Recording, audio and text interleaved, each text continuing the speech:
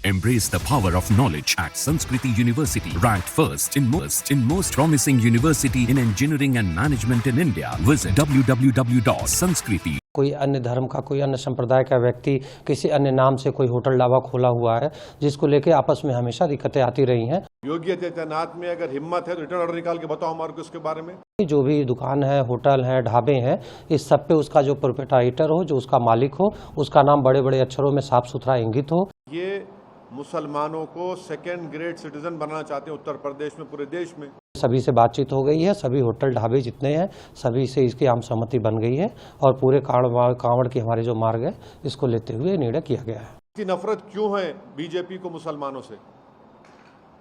आपकी संविधान की ड्यूटी निभाइए ना आप। जैसा कि पूर्व में ये मामले सामने आए हैं कि कांवड़ में जो कांवड़िए आते हैं, कई जगह रेट लिस्ट को लेकर होटल और ढाबों पे विवाद हुआ खाने वाली चीज़ों को लेकर।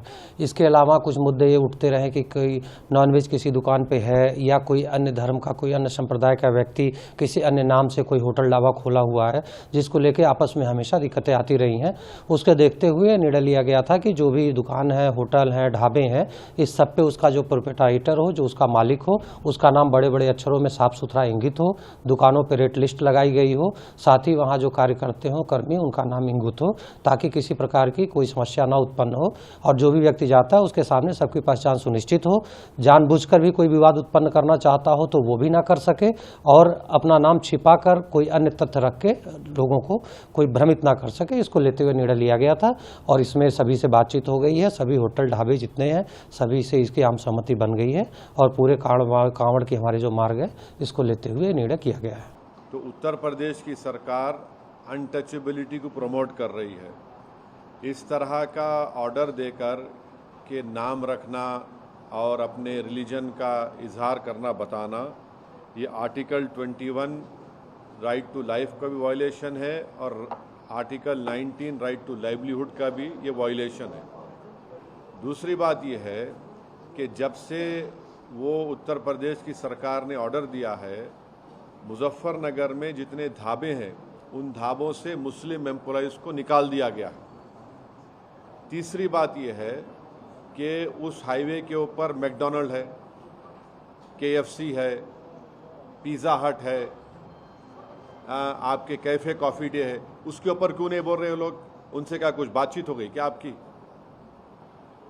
पांचवी बात यह है कि ये जो ऑर्डर है उत्तर प्रदेश की योगी आदित्यनाथ सरकार का, ऐसा दिख रहा है कि हिटलर की रूह उनमें समा चुकी है।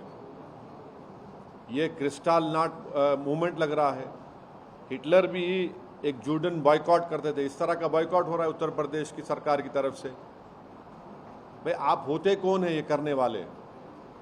क्या एक यात्रा का इतना उनको आप इम्पोर्टेंस देंगे और दूसरों की लाइवलीहुड को बर्बाद कर देंगे आप क्या एक ही समुदाय के लिए कि उसके लिए काम करेंगे? कॉन्स्टिट्यूशन कहाँ गया फिर? कॉन्स्टिट्यूशन क्या कहाँ चलेगा? कचरे के बिन में चलेगा कॉन्स्टिट्यूशन? फिर मोदी जी संविधान को उठा के चूमते। ये सब नाटक ड्रामा हो रहा है। तो ये स्टेट की तरफ से हिंदुत्व की जो तंजीमें हैं, ऑर्गेनाइजेशन है, उनके प्रेशर में आकर ये बोला जा रहा है कि आप मुसलमान की दुकानें मत जाओ। क्या है ये? किस लिए हो रहा है? आप उनको आइडेंटिफाई कर रहे हैं, ये हिंदू की दुकान है, ये मुसलमान की दुकान है, इसका नाम अबू बकर है, इसका नाम अली है, इसके पास मत जाओ आप। ये क्या है ये? और आखिरी बात यह है कि मैं चैलेंज कर रहा हूं, रिटर्न ऑर्डर निकालो आप।